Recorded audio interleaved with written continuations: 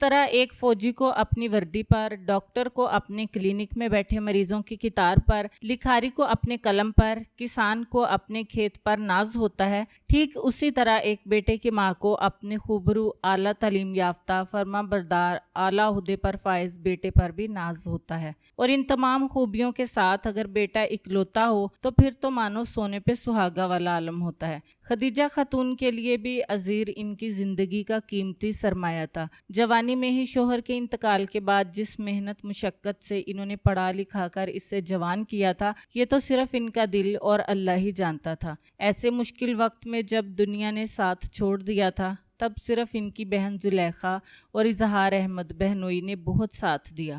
اس ساتھ کی بنا پر خدیجہ کے دل میں اپنی بہن اور بہنوئی کی قدر مزید بڑھ گئی تھی، اور آج جب عزیر ایک پھلدار درخت کی صورت پھل دینے کے قابل ہو گیا تو ان کے دل میں بھی بیٹے کے سر پر سہرے کے پھول سجانے کی خواہش جاگی، اور پھر نظر انتخاب اپنی عزیزہ جان بہن زلیخا کی بیٹی کومل پر جا ٹھہری۔ کومل اپنے نام کی طرح کومل حسن کی مالک تھی، ایسا حسن جو شہزادیوں جیسا تھا۔ کچھ زلیخا نے اکلوتی بیٹی کو بے انتہا لاڈ پیار میں پالا کہ گھر میں اگر ایک تنکا بھی اسے اٹھانے نہ دیا، اور اس بیجا لاڈ پیار نے کومل کے مزاج پر خوب اثر ڈالا تھا۔ کہتے ہیں جب اللہ حسن دیتا ہے تو نزاکت آ ہی جاتی ہے، پر یہاں صرف نزاکت ہی نہیں، غرور، تکبر، ناز، ادا، خود پسندی اور خود غرضی نے بھی بسیرا کر ڈالا تھا۔ کومل کے خوابوں میں جو شہزادہ اکثر سیاہ کرولا میں آتا تھا وہ کوئی اور نہیں، عزیر ہی تھا۔ اس نے اکثر عزیر کی خوابناک آنکھوں میں اپنے لیے پسندیدگی کے جذبات دیکھے تھے، اور انہی کے جذبات نے اسے یقین دلایا تھا کہ عزیر پر صرف اس کا حق ہے۔ جلد یا بدیر عزیز خالہ جان کو اس کے گھر رشتے کے لیے ضرور بھیجتا تھا، یہ بات وہ اچھی طرح جانتی تھی۔ عزیر خوشگوار حیرت میں مبتلا ہوا جب خدیجہ نے کومل کے لیے اس کی رائے جانی۔ وہ تو اس کے دل کی ملکہ تھی، اتنی حسین پیاری لڑکی کو کوئی عقل کا اندھا ہی نظر انداز کر سکتا تھا، اور وہ عقل کا اندھا تو بہرحال نہیں تھا۔ دل ہی دل میں وہ بہت خوش تھا کہ ماں نے اسی لڑکی کا انتخاب کیا جسے وہ دل دے چکا تھا۔ پہلی ہی فرصت میں ماں کو اقرار میں اپنا جواب دے کر خالہ کے گھر رشتہ بھیجنے کا عندیہ دیا۔ خدیجہ بیٹے کی ہاتھ سے پھولی نہ سمائی تھی، جھٹ سے مٹھائی اور پھلوں کے ٹوکرے منگوائے اور اگلے ہی دن زلیخا کے گھر روانہ ہو گئی۔ زلیخا بہن کے آنے کا مقصد جان کر دل ہی دل میں کوئی لاکھ بار تو اللہ کا شکر ادا کر چکی تھی۔ ان کے تو من کی مراد تھی کہ بہن کے گھر کا اجالا ان کی بیٹی بنے۔ ان کے دل کی مراد پوری ہو چکی تھی، وہ بہت خوش تھیں کہ بیٹی ماں جیسی خالہ گھر بیاہ کر جائے گی اور سدا خوش رہے گی۔ وہ چاروں ایک دوسرے کے دل کے حال سے بے خبر تھے، مگر خبر رکھنے والی ذات تو جانتی تھی کہ اس نے ان سب کی مراد پوری کر دی تھی۔ یوں کچھ ہی دنوں میں چٹ منگنی پٹ بیاہ کے مصداق کومل گھر کی دعائیں لے کر باپ کی شفقت کے سائے تلے خالہ کے گھر چھم چھم کرتی عزیر کی ہمراہی میں اتری۔ اکلوتی بہو، وہ بھی بہن کی بیٹی۔ خدیجہ نے خوب نخرے اٹھائے، چاؤ چونچلے کیے۔ 2 مہینوں تک وہ بیٹے اور بہو کی خدمتیں کرتی رہیں۔ یہ ماں کا پیار تھا، اپنی اولاد کے لیے مان تھا۔ بیٹے پر کے وقت آنے پر بیٹا بھی ان کی خوشیوں کا یوں ہی خیال رکھے گا، ان کی خدمت کرے گا۔ یقین تھا بھانجی پر کہ وہ بھی اماں جیسا عزت و احترام بخشے گی۔ پر ہوتا یوں ہے کہ انسان جب بندوں سے توقعات رکھتا ہے تو بس دھوکہ کھاتا ہے۔ وہ اگر یہی توقعات اللہ سے رکھے تو کبھی مایوس نہ ہو۔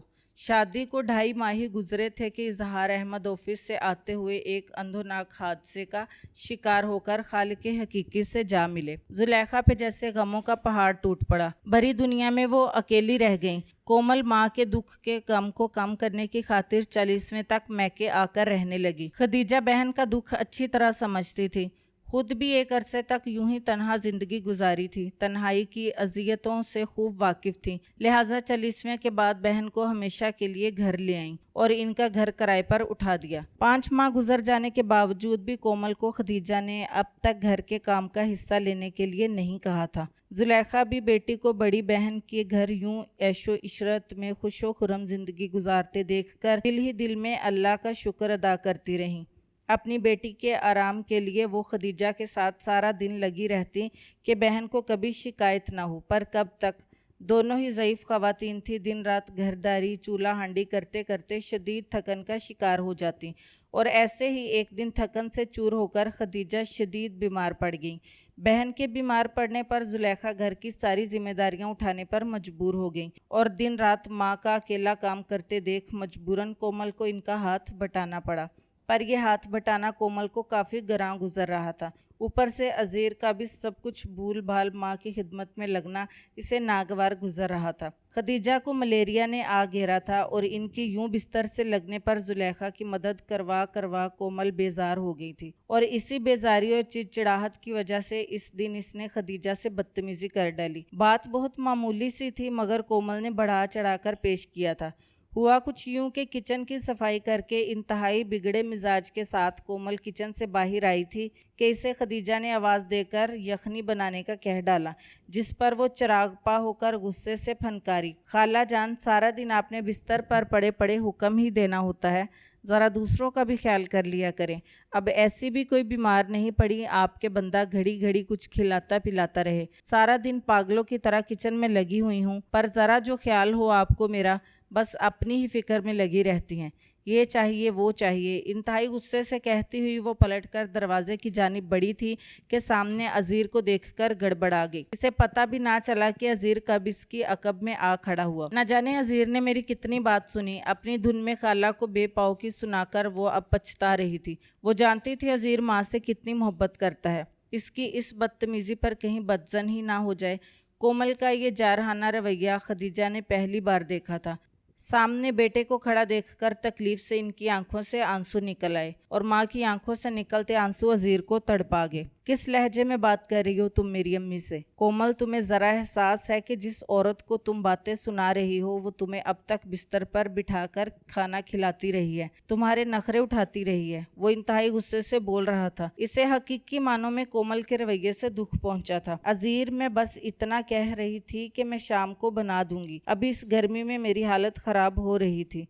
अजीर को गुस्से में देखकर इसने फौरन पैंतरा बदला। आंखों में आंसू भरकर वो अब बड़ी मासूमियत से बोल रही थी। तुमने जो कहा मैंने सब सुन लिया है कोमल, रहने दो तुम, मैं खुद ही अपनी माँ के लिए यखनी बना लूंगा। अजीर की दृष्टि से कहने पर वो पहले हैरत से इसे देखती रही और फिर पैर पटकती गुस्से से कमरे से बाहर निकल गई। अजीर माँ के साथ बैठकर इनकी दिलजोई करने लगा। जुलेखा गुस्ल करके आई तो खदीजा का उतरा हुआ चेहरा देखकर हैरानी से इसका सबब दरियाफ्त करने लगी, जिस पर अजीर ने मनोअन सब कुछ सच सच बता दिया। ये अजीर को भी आज जल्दी घर आना था। आज पहली बार खाला के सामने मुंह खोला था और अजीर ने सब सुन लिया। अब मनाना पड़ेगा दोनों माँ बेटे को। गुस्से से कमरे में टहलती वो मुसलसल बड़बड़ाए जा रही थी। तभी जुलेखा इसे घूरती हुई कमरे में दाखिल हुई।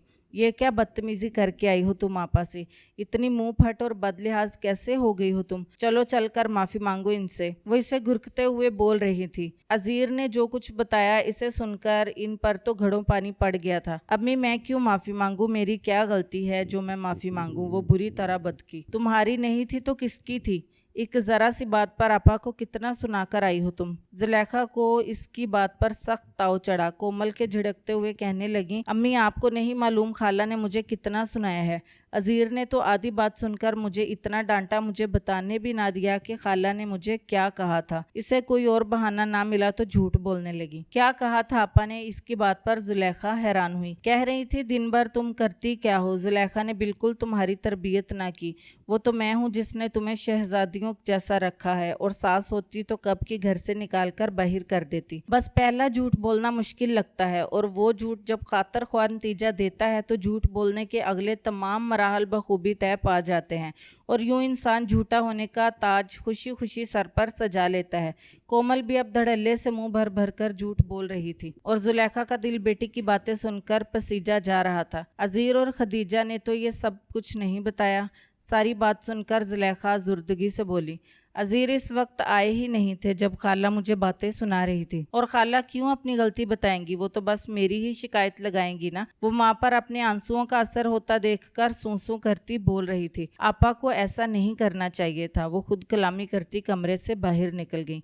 खदीजा के कमरे में पहुंची तो वो वहाँ अकेली बैठी थी। अजीर शायद किचन में था। क्या हुआ, कोमल नहीं आई? खदीजा कोमल का इंतजार कर रही थी। इसे प्यार से समझा सकती, मगर जुलेखा को अकेला आता देखकर ठठक कर पूछने लगी, नहीं आपा। जुलेखा इतना कहकर एक लहजा को खामोश हुई और फिर कुछ सोचते हुए शिकवा कना हुई, आपा, आपको भी कोमल की तरबियत ना करने का ताना नहीं मारना चाहिए था। मैं मानती हूँ कोमल सुघड़ नहीं, पर मैं शिकायत का कोई मौका ना देती। आप मुझे कह देती, मैं बना देती सूप। कोमल से ऐसी बातें नहीं करनी चाहिए थी आपको।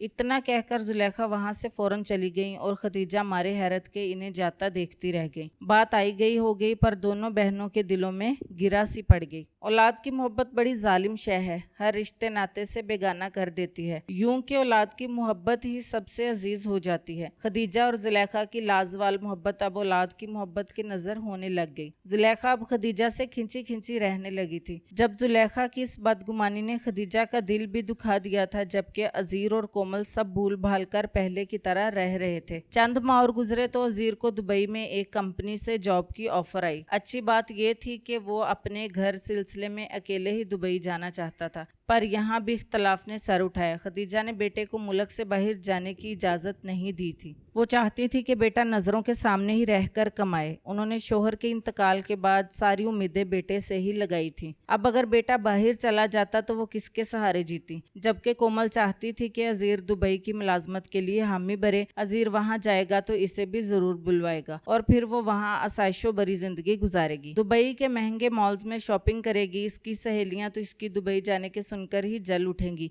दिल ही दिल में सोचते हुए मुसलसल अजीर के दुबई जाने के लिए राजी होती रही। खुद अजीर भी यही मंशा चाहता था। यहाँ शायद खदीजा को रोज मनाना और यकीन दिलाता वो इन्हें वहाँ जाकर जरूर बुला लेगा। जुलेखा खामोश थी, मगर इनका झुकाव भी अजीर के दुबई जाने में था। इन सब की ख्वाहिशों को मद्देनजर रखकर खदीजा ने अजीर को दुबई जाने की इजाजत दे दी। अजीर ने सारे इंतजामात मुकम्मल रखे थे। माँ पर भी यकीन था कि जाने की इजाजत दे देंगी। सो इजाजत मिलते ही एक हफ्ते के अंदर अंदर वो दुबई रवाना हो गया।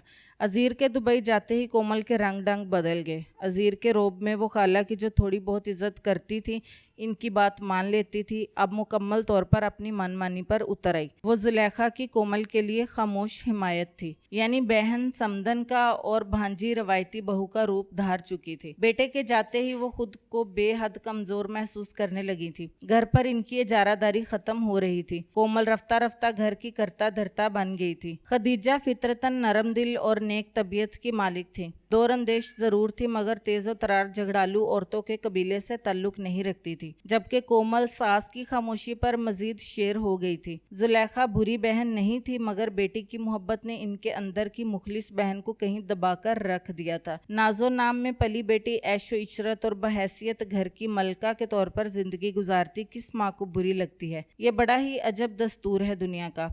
अच्छाई से मोहब्बत और बुराई से नफरत तो हर कोई करता है, पर जो अच्छे लोग कहलाते हैं इनमें इक्का ना होता, और जहाँ बुरे लोग होते वो इत्तेहाद बनाकर रहते। माँ जैसा काबिले एहतराम रिश्ता जिसका नाम सुनकर ही नजरें अकीदत से झुक जाएं, दिल में मोहब्बत भर जाए, वही माँ एक दूसरी माँ के दर्द को जानते हुए भी ज्यादती कर रही थी। हद से ज्यादा बड़ी अंधी मोहब्बत इंसान को अक्सर गलत फैसलों और गलत रवैयों को अपनाने पर मजबूर कर देती है। बेटी की खामोश हिमायत ने दो बहनों के रिश्ते को रफ्ता रफ्ता कमजोर कर डाला था। अजीर को गए 3 माह से जायद का अरसा हो चुका था। मुकम्मल इंतजाम करने के बाद अब इन सबको अपने पास बुलाना चाहता था, मगर यहाँ भी कोमल की खुदगर्जी आड़े आ गई। वो नहीं चाहती थी कि सास नाम का टंटना दुबई में भी इसके साथ लगा रहे। वो जुलेखा को साथ ले जाना चाहती थी, क्योंकि माँ को साथ ले जाना इसके लिए फ़ायदा मंद था। वो घर भी संभाल सकती थी और बिना रोक टोक के वो इसकी काफ़ी मदद भी कर सकती थी। कोमल जैसी खुदगर्ज लड़की को माँ की ज़रूरत भी फ़कत काम के हवाले से थी। सो इसने खदीजा को दुबई जाने से रोकने के बहाने सोचना शुरू कर दिए। जुलेखा बेटी का इरादा जानकर खुश थी। दुबई जाने के शौक ने इन्हें बहन की फिक्र से बेपरवाह कर दिया था। दोनों माँ बेटी ने खदीजा को दुबई जाने से रोकने के लिए तराकीब लड़ानी शुरू कर दी। खदीजा इनके ख्यालात और नीयतों से लाइलम नहीं थी, मगर अपनी फितरत से मजबूर खामोश थी। वो जान चुकी थी कि अब पहले जैसा निभा मुमकिन नहीं। बहू और बहन का पलड़ा इनसे भारी है और वो इनका मुकाबला नहीं कर सकती थी, पर क्या वो इतनी आसानी से अपना हक इन्हें लूटने देंगी? कोमल से इन्हें इतनी शिकायत नहीं थी जितनी बहन से थी। जुलेखा को इन्होंने कभी खुद से अलग ना समझा। बेटे से मोहब्बत उन्हें भी थी, बेइंतहा थी, पर इन्होंने इससे मोहब्बत से मजबूर होकर कोई गलत या नाइंसाफी पर मुबनी रवैया नहीं अपनाया था, ना ही बहन या भांजी के साथ किसी तरह की ज्यादती की थी। पर जुलेखा ने इनके रिश्ते और मोहब्बतों को भला कर बेटी की हर जायज़ और नाजायज़ बात पर साथ दिया था।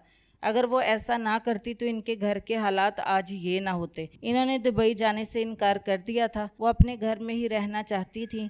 इनके दुबई जाने से इनकार सुनकर जुलेखा और कोमल बेहद खुश थीं। इससे अच्छी बात और क्या हो सकती थी। इनकी किसी चाल चलने से कबल ही खदीजा ने खुद ही दुबई जाने से इनकार कर दिया। पर अजीर के अगले फैसले से कोमल और जुलेखा को हैरत का शदीद झटका लगा। अजीर ने माँ के इनकार के बाद सिर्फ कोमल को दुबई बुलाया था। इसका ख्याल था कि माँ अकेले नहीं रह सकती, इसीलिए खाला को इनके साथ रहना चाहिए। कोमल ने ज़्यादा चूं चरा ना की। इसे खौफ था कि ज़िद करने से कहीं ऐसा ना हो कि इसका जाना भी कैंसिल हो जाए।